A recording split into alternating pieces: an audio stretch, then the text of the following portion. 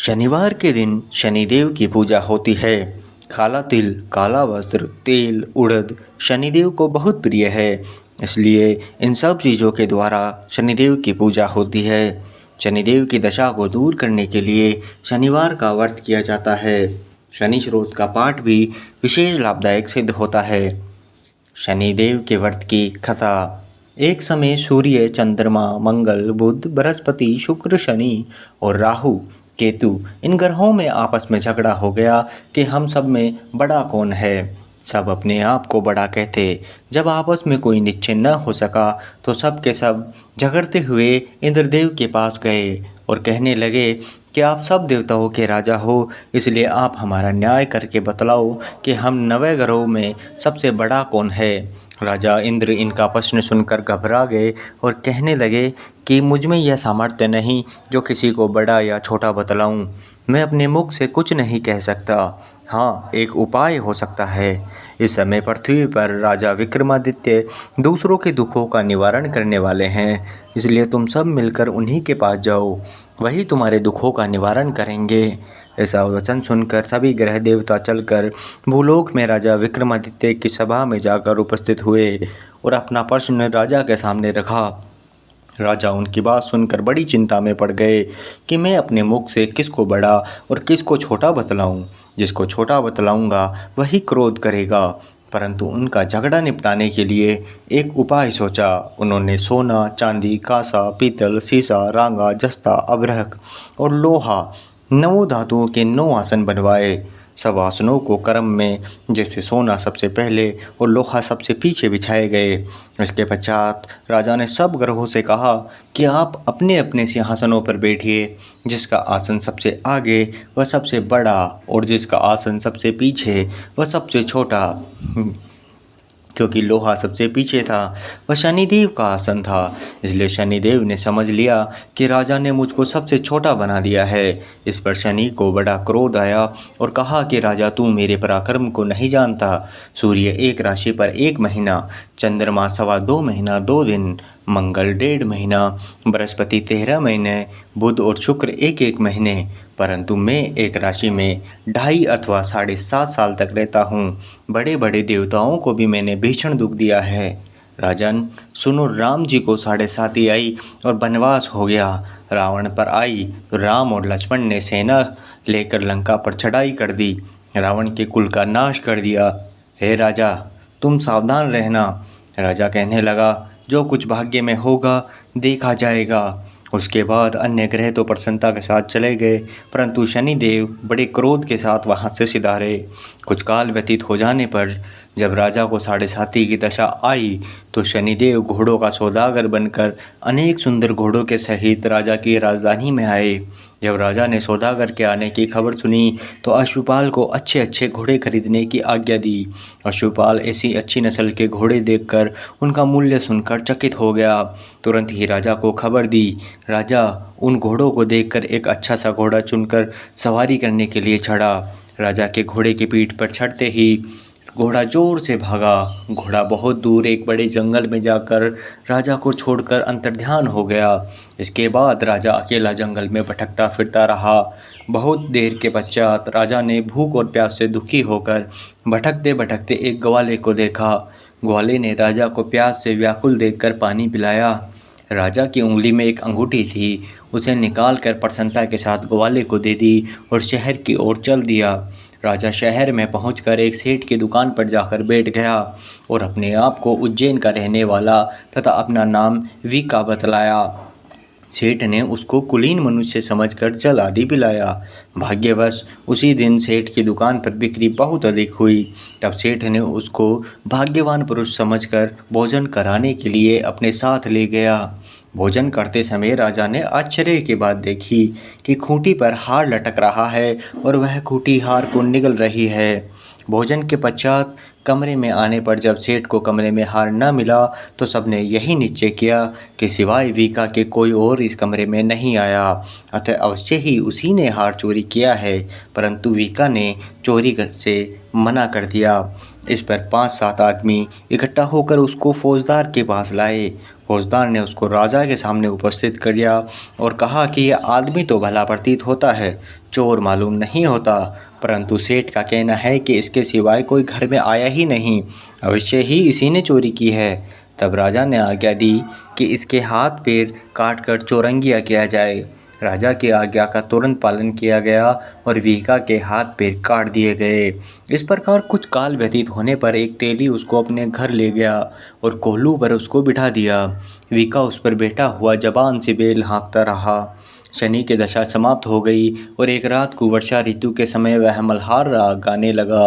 उसका गाना सुनकर उस शहर की राजा की कन्या उस राग पर मोहित हो गई। दासी को खबर लेने के लिए भेजा कि शहर में कौन गा रहा है। दासी सारे शहर में फिरती फिरती क्या देखती कि तेली के घर में चौरंगिया राग गा रहा है। दासी ने महल में आकर राजकुमारी को सब वृत्तांत सुना दिया। बस उसी क्षण राजकुमारी ने अपने मन में यह प्रण लिया, चाहे कुछ हो मैं इस चौरंगिया के साथ ही विवाह करूंगी। प्रातःकाल होते ही जब दासी ने राजकुमारी को जगाना चाहा तो राजकुमारी अनशन व्रत लेकर पड़ी रही। तब दासी ने रानी के पास जाकर राजकुमारी के न उठने का वृत्तांत कहा।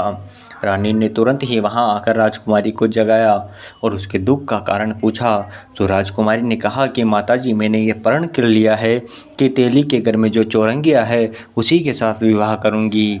माता ने कहा, पगली, यह क्या बात कर रही है? तुझको किसी देश के राजा के साथ विवाह किया जाएगा। कन्या कहने लगी, माताजी, मैं अपना प्रण कभी नहीं तोड़ूंगी। माता ने चिंतित होकर यह बात राजा को बताई। जब महाराज ने यह आकर समझाया कि अभी देश देशांतर में अपने दूत भेजकर सुयोग्य, रूपवान एवं बड़े बड़े गुणी राजकुमार के साथ तुम्हारा विवाह करूंगा, ऐसी बात तुमको कभी नहीं विचारनी चाहिए कि एक चौरंगिये के साथ तुम्हारा विवाह हो। कन्या ने कहा, पिताजी, मैं अपने प्राण त्याग दूंगी परंतु दूसरे से विवाह नहीं करूंगी।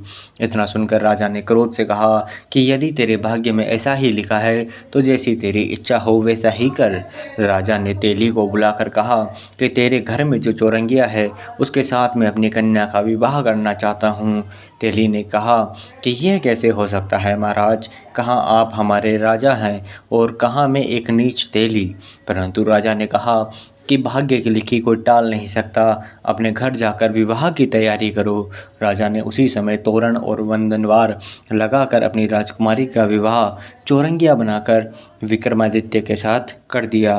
रात्रि को जब विक्रमादित्य और राजकुमारी महल में सोए तो आधी रात के समय शनिदेव ने विक्रमादित्य को स्वप्न में दर्शन दिए और कहा कि राजा, कहो, मुझको छोटा बतलाकर तुमने कितना दुख उठाया। राजा ने क्षमा मांगी। शनिदेव ने प्रसन्न होकर विक्रमादित्य को हाथ पेर दिए। तब राजा ने कहा, महाराज, मेरी प्रार्थना स्वीकार करें कि जैसा दुख आपने मुझे सौंप दिया है ऐसा और किसी को ना दें। शनिदेव ने कहा कि तुम्हारा यह प्रार्थना स्वीकार है। जो मेरे मनुष्य मेरी कथा सुनेगा या कहेगा उसको मेरी दशा में कभी किसी प्रकार का दुख नहीं होगा। जो नित्य ही मेरा ध्यान करेगा या चींटियों को आटा डालेगा उसके सब मनोरथ पूर्ण होंगे। इतना कहकर शनिदेव अपने धाम को चले गए। राजकुमारी की आंख खुली तो उसने राजा के हाथ पांव सही सलामत देखे तो उसे बहुत आश्चर्य हुआ। उसको देखकर राजा ने अपना समझता हाल कहा कि मैं उज्जैन का राजा विक्रमादित्य हूँ। यह बात सुनकर राजकुमारी अत्यंत प्रसन्न हुई। प्रातःकाल राजकुमारी से उसकी सखियों ने पूछा तो उसने अपने पति का समस्त वृत्तांत कह सुनाया। तब सबसे प्रसन्नता प्रकट की और कहा कि ईश्वर ने आपकी मनोकामना पूर्ण कर दी। जब उस सेठ ने यह बात सुनी तो वह विक्रमादित्य के पास आया और राजा विक्रमादित्य के पैरों में गिरकर क्षमा मांगने लगा कि आप पर मैंने चोरी का झूठा दोष लगाया, अतः आप मुझको जो चाहे दंड दें। राजा ने कहा, मुझ पर शनिदेव का कोप था, इसी कारण यह सब दुख मुझको प्राप्त हुआ। इसमें तुम्हारा कोई दोष नहीं है, तुम अपने घर जाकर अपना कार्य करो। सेठ बोला कि मुझे तो तभी शांति होगी जब आप मेरे घर चलकर प्रीतिपूर्वक भोजन करोगे। राजा ने कहा, जैसी आपकी मर्जी वैसा ही करेंगे। सेठ ने अपने घर जाकर अनेक प्रकार के सुंदर भोजन बनवाए और राजा विक्रमादित्य को प्रीति भोज दिया। जिस समय विक्रमादित्य भोजन कर रहे थे एक अत्यंत आश्चर्य की बात सबको दिखाई दी। जिस खूंटी ने पहले हार निगला था अब वही हार उगल रही है। जब भोजन समाप्त हो गया तो सेठ ने हाथ जोड़कर बहुत सी मोहरें राजा को भेंट की और कहा कि मेरे श्री कंवर नामक एक कन्या है, उसका पाणी ग्रहण आप करें। इसके बाद सेठ ने अपनी कन्या का विवाह राजा के साथ कर दिया और बहुत सा दान दहेज आदि दिया। इसी प्रकार कुछ दिनों तक वहां निवास करने के पश्चात विक्रमादित्य ने शहर के राजा से कहा कि अब मेरी उज्जैन जाने की इच्छा है। मेरी कुछ दिन के बाद विदा लेकर राजकुमारी मनभावनी, सेठ की कन्या श्री कंवरी तथा दोनों जगह के दहेज में प्राप्त अनेक दास दासी, रथ और पालकियों सहित विक्रमादित्य उज्जैन की तरफ चले। जब शहर के निकट पहुँचे और पूर्ववासियों ने राजा के आने के संवाद सुना तो समस्त उज्जैन की प्रजा अगवानी के लिए आई। तब बड़ी प्रसन्नता से राजा अपने महलों में पधारे। सारे शहर में बड़ा भारी महोत्सव मनाया गया और रात्रि को दीपमाला की गई। दूसरे दिन राजा ने शहर में यह सूचना कराई कि शनिश्चर देवता सब ग्रहों में सर्वोपरि हैं। मैंने इनको छोटा बतलाया, इसी से मुझको यह दुख प्राप्त हुआ। इस कारण सारे शहर में सदा शनिश्चर की पूजा और कथा होने लगी। राजा और प्रजा अनेक प्रकार के सुख भोगती रही। जो कोई शनिश्चर की इस कथा को पढ़ता या सुनता है, शनिदेव की कृपा से उसके सब दुख दूर हो जाते हैं। शनिवार की कथा को व्रत के दिन अवश्य पढ़ना चाहिए। ओम शांति। यदि आपको हमारा यह वीडियो पसंद आया तो चैनल को सब्सक्राइब और वीडियो को लाइक ज़रूर करें। धन्यवाद।